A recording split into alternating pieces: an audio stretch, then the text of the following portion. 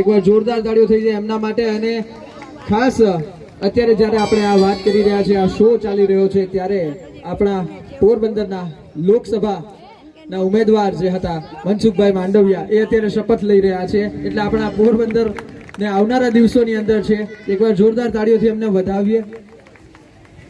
જી Jayeshbhai, sorry સંજયભાઈ।